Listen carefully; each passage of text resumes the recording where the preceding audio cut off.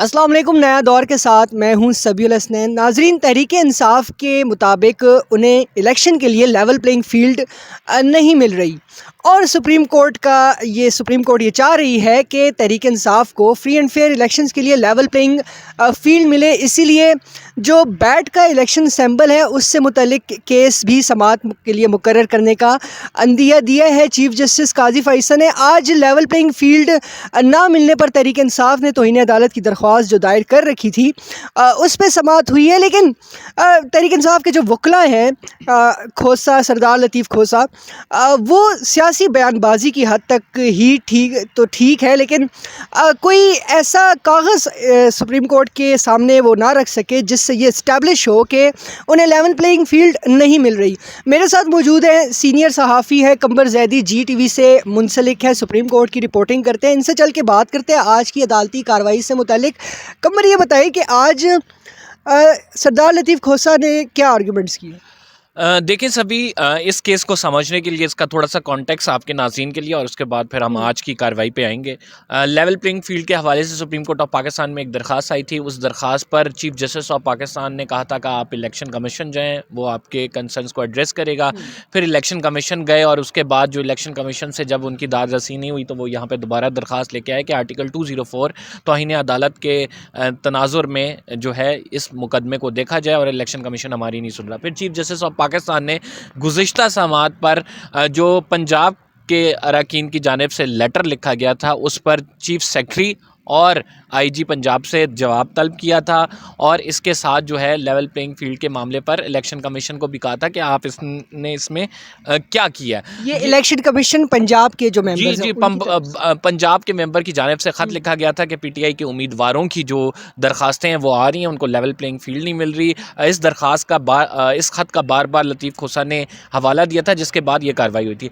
आज उस कार्रवाई को मज़ीद आगे बढ़ाया गया और आज जो लतीफ़ खोसा साहब आए तो इन्होंने इलेक्शन कमीशन ने एक रिपोर्ट फ़ाइल की है 161 सफ़ात की, और उस जो रिपोर्ट है उसमें लिखा हुआ है कि तमाम चीज़ें कि हम इनको लेवल प्लेइंग फील्ड दे रहे हैं। ऐसा नहीं है कि हमारी तरफ से नहीं दी जा रही है, बिल्कुल गलत तासुर है, PTI गलत क्लेम कर रही है।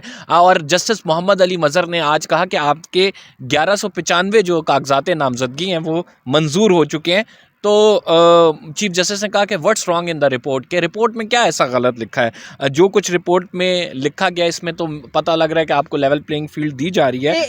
एक मुझे थोड़ा सा बताने दें अपने व्यूअर्स को कि नाजरीन, लेवल प्लेइंग फील्ड का ये ढोल बजा रहे हैं कि हमें नहीं दी जा रही और सिर्फ 33 कंप्लेंट्स इलेक्शन कमीशन को गई है पूरे पाकिस्तान से तहरीक इंसाफ की जानिब से, और उन 33 की जो नंबर है, इन 33 के 33 कंप्लेंट शिकायत पर उसको रिड्रेस किया है इलेक्शन कमीशन ऑफ पाकिस्तान ने। ये रिपोर्ट में उसका जिक्र है। जी बिल्कुल, ये जिक्र है सभी, लेकिन यहाँ पे मामला थोड़ा सा इससे बढ़ के है। मैं आपको वो एक्सप्लेन करता हूँ कि आगे क्या है।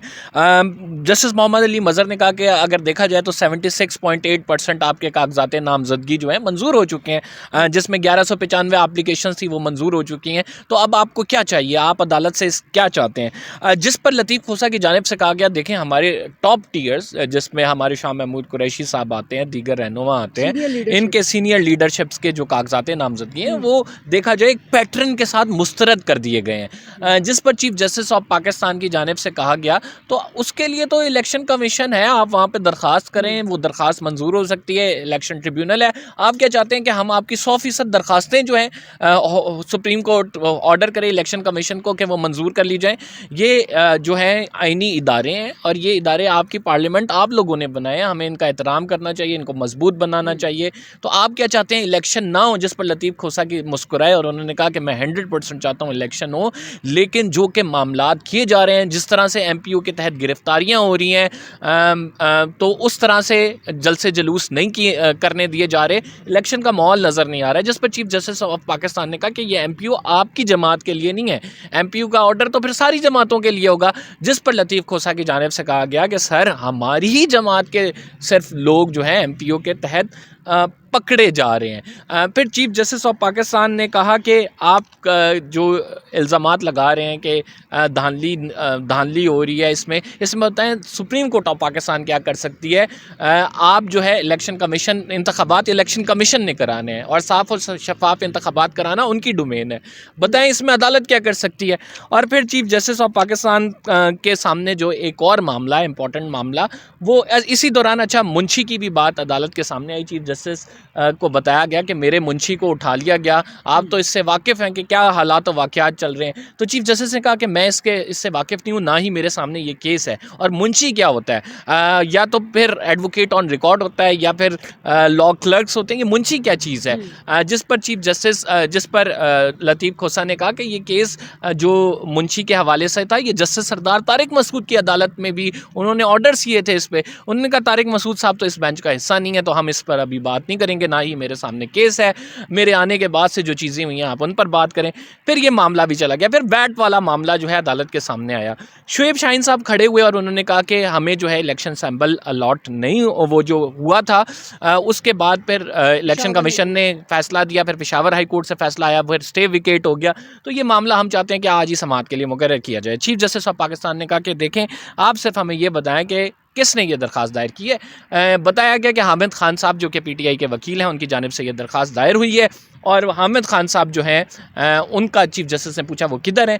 बताया गया कि वो लाइब्रेरी में बैठे हुए रीडिंग कर रहे हैं। तो चीफ जस्टिस ने कहा कि कितनी अजीब बात है कि आप लोग एक तरफ तो दरख्वास्त दायर कर रहे हैं, दूसरी जानिब वो लोग खुद अदालत में मौजूद नहीं हैं। फिर आप कहते हैं हमें रिलीफ दिया जाए। अभी तक जितनी भी पीटीआई की पटिशन्स आई हैं हमने उसको सुना है, वो लाइव जो है उसको टेलीकास्ट किया है, और फिर हम जो है आपकी हर दरख्वास्त को सुन रहे हैं। तो हम तो ये चाहते हैं कि इंसाफ होता हुआ दिखाई दे, लोग देखें। और फिर हामिद खान साहब को फिर अदालत बुलाया गया क्योंकि चीफ जस्टिस ने कहा था। फिर हामिद खान साहब आए, उन्होंने कहा कि कल पेशावर हाई कोर्ट में इसका केस लगा हुआ है समाअत के लिए, तो आप ऐसा करें कल नहीं परसों रख लें। फिर चीफ जस्टिस ऑफ पाकिस्तान ने बैट वाले सैम्बल वाला केस जो है परसों के लिए कर लिया। लतीफ़ खोसा की उस तरह से तैयारी नहीं थी। लतीफ़ खोसा ने कहा कि मैं इलेक्शन कमीशन का जवाब पढ़ूंगा और उस पर अपना रिप्लाई फ़ाइल करूँगा। तो उनको मौका दे दिया गया, 3 दिन दे दिए गए हैं कि वो अपना जवाब पढ़ के इस पर जो है रिप्लाई फ़ाइल करें और उसके बाद इस केस को देखा जाएगा। जितना हम ये कह सकते हैं कि जितना मजबूती के साथ ये केस, जितना आप ये कह सकते हैं फोर्सफुली आर्ग्यू करना चाहिए था, उस तरह से फोर्सफुली आर्ग्यूमेंट पीटीआई की जानिब से हमें इस केस में नज़र नहीं आया। हाँ, अलबत्ता दूसरी जानिब हमें चीफ जस्टिस भी कन्विंस होते हुए दिखाई नहीं दिए, क्योंकि मुझे और आपको अगर पता है कि इलेक्शन से पहले क्या मामलात हो रहे हैं, कागजात नामजदगी को छीना जा रहा है, अगर किसी को उठाया जा रहा है, अगर एक टॉप टीयर्स के लोगों को कागजात मुस्तरद किए जा रहे हैं, 9 मई के बाद से एक स्पेसिफिक पोजीशन हमारे सामने आ रही है, तो उस पर भी चीफ जस्टिस हमें इन तमाम बातों को एड्रेस करते हुए कहीं नज़र नहीं आए। कुछ पीटीआई की खामियां थी, लेकिन कुछ चीफ जस्टिस ऑफ पाकिस्तान ने अदालत के सामने मामला तो लाए ना, अदालत के सामने तहरीक इंसाफ मामला नहीं लाती, सिर्फ सियासी बयानात की हद तक है। देखें, वो सियासी बयानात मैं समझता हूँ कि जो पीटीआई के वकला हैं वो चूँकि आपको पता है इलेक्शन भी कंटेस्ट कर रहे हैं, तो जो सियासी बातें अदालत में की जाती हैं अदालत उसको सिरे से नेगेट कर देती है कि आप सियासी बातें ना करें, सियासी बातें बाहर जाके करें, आप कानूनी पॉइंट्स यहाँ पर उठाएं। लेकिन पीटीआई अपने केस को मजीद बेहतर तरीके से प्रेजेंट कर सकती है। प्रोफेशनल लॉयर्स को एंगेज करना चाहिए। देखें, प्रोफेशनल लॉयर सलमान सफदर साहब, मेरा ख्याल से इमरान खान साहब का मुकदमा बहुत अच्छा आर्ग्यू कर रहे हैं। सलमान अकरम राजा भी हैं, वो भी हैं, हामिद खान भी है। मेरा ख्याल से इससे बेहतर तरीके से, क्योंकि केस बड़ा जेन्युइन है पीटीआई का, अगर प्री पोल रिगिंग की बात करते हैं तो इससे बेहतर तरीके से प्रेजेंट भी हो सकता है और अदालतों से रिलीफ भी लिया जा सकता है। एक तरफ तो हमें जस्टिस काजी फाइजी साहब उस तरफ इतने टिल्ट नज़र नहीं आते, लेकिन दूसरे जो 2 जजेस हैं, जैसे कि जस्टिस मोहम्मद अली मजहर ने जो पंजाब अरकान की जानिब से मामला लिखा गया था इलेक्शन कमीशन को कि उम्मीदवारों को कंप्लेंट्स आ रही हैं, वो नहीं है, उसको उठाया तो चीफ जस्टिस ऑफ पाकिस्तान ने भी उस पर नोटिस कर दिया और चीफ सेक्रेटरी से जवाब। उसमें तहरीक इंसाफ के वकला की कोई उनका क्रेडिट नहीं है, ये तो लेटर सामने आ गया तो इसलिए जो है, तो और फिर भी रिलीफ दिया। में हम ये कह सकते हैं कि लेटर जो सामने आया वो उस लेटर की बुनियाद पर सिर्फ रिलीफ मिला, वरना अदरवाइज अदालत को कन्विंस करने में लतीफ़ खोसा उस तरह से हमें नज़र नहीं आया कि उन्होंने कन्विंस कर लिया। जस्टिस मुसरत हिलाली जो बेंच की रुकन है, उन्होंने इलेक्शन कमीशन की जानिबदारी पे कोई रिमार्क्स दी है?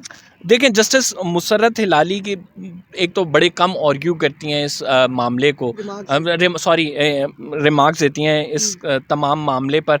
जस्टिस मुसर्रत हिलाली की जानिब से जो पिछली समात में भी है वो ये कहा गया था कि इलेक्शन कमीशन का अपना डोमेन है, इलेक्शन ट्रिब्यूनल काम कर रहे हैं, आप वहाँ जाकर जो है वो दें और वो आपकी दरख्वास्त सुनेंगे।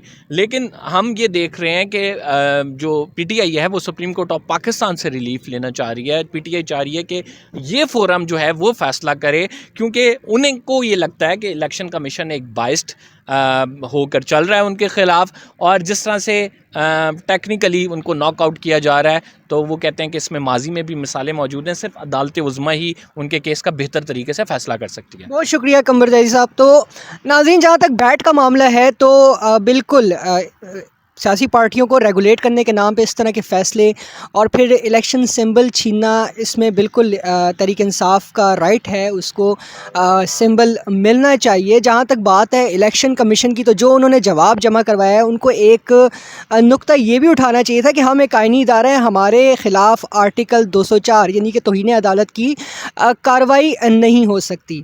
फ़िलवक्त के लिए इतना ही। अल्लाह हाफ़िज़।